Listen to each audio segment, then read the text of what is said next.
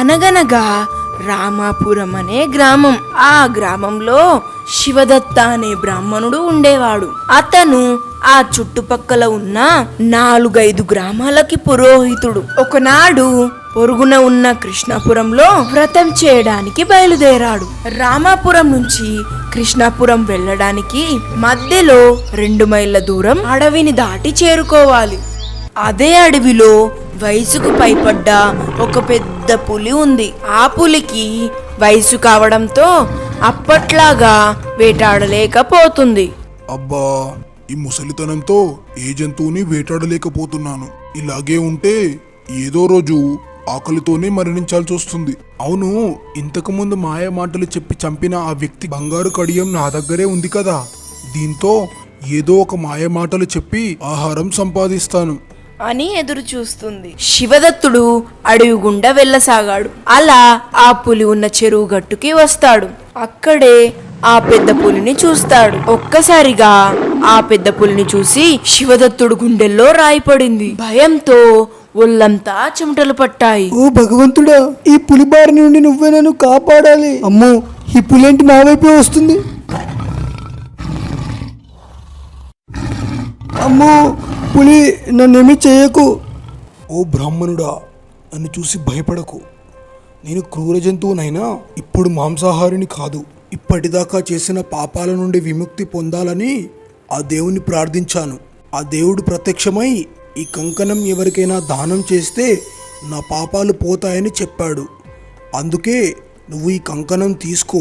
అది నవరత్నాలతో పొదిగిన బంగారు కడియం. అది సూర్యుడి వెలుగుకి దగదగా మెరుస్తుంది. అది చూసి బ్రాహ్మణుడికి ఆశ పుడుతుంది. నువ్వు క్రూర జంతువువి, నీ మాటలు నేను ఎలా నమ్మాలి? భలే వాడివయ్యా నువ్వు. నేను నిజంగానే క్రూర జంతువునే అయితే నువ్వు కనిపించగానే నిన్ను చంపి నీ మాంసంతో విందు చేసుకునేదాన్ని. కానీ ఈ బంగారు కంకణం తీసుకుపో అంటూ ఎందుకు చెప్పేదాన్ని చెప్పు.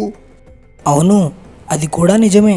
ఈ పులి క్రూర జంతువే కనుక అయితే నేను కనిపించగానే వెంటాడి చంపి ఉండేది. అలా చెయ్యలేదు కనుక బహుశా ఇది పాపాల నుండి విముక్తి కోసం తాపత్రయం పడుతూ ఉండి ఉంటుంది. పాపం శివదత్తుడు దాని గురించి తెలియక ఇలా భ్రమపడతాడు. సరే అయితే ఆ బంగారు కంకణం ఇటు విసురు, అది తీసుకొని నిన్ను ఆశీర్వదించి నా దారిన నేను పోతాను. దానికి ఆ పెద్ద పులి నవ్వి ఇలా సమాధానం ఇస్తుంది. భలే బ్రాహ్మణుడివయ్యా నువ్వు. శాస్త్రాలు చదివావని అందరికీ చెబుతావు, కానీ నువ్వు మాత్రం వాటిని పాటించవా? ఏదైనా దానం తీసుకునేటప్పుడు స్నానం చేసి ఆ దానం తీసుకోవాలి కదా. అందుకే నేను దానం చేసే వాళ్ళకి శ్రమ లేకుండా ఈ చెరువు పక్కన కూర్చున్నాను.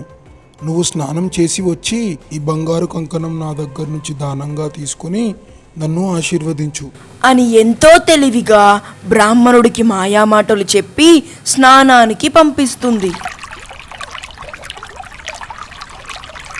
పాపం తనకు తెలియకుండానే స్నానం చేస్తూ ఆ బురద మట్టిలో ఇరుక్కుపోతాడు. అయ్యో కాపాడండి, ఈ చెరువు మట్టిలో నేను ఇరుక్కుపోయాను.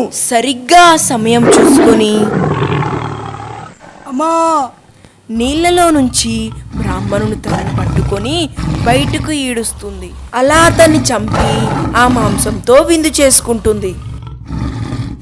పిల్లలు, ఈ కథలో మనం నేర్చుకోవాల్సిన నీతి ఏమిటి? దురాశ దుఃఖానికి చేటు. కాబట్టి పిల్లలు, మీరు ఎప్పుడూ దురాశ పడకూడదు. ఇలాంటి వీడియోల కోసం మన ఛానల్ని సబ్స్క్రైబ్ చేసుకోండి. బాయ్ పిల్లలు.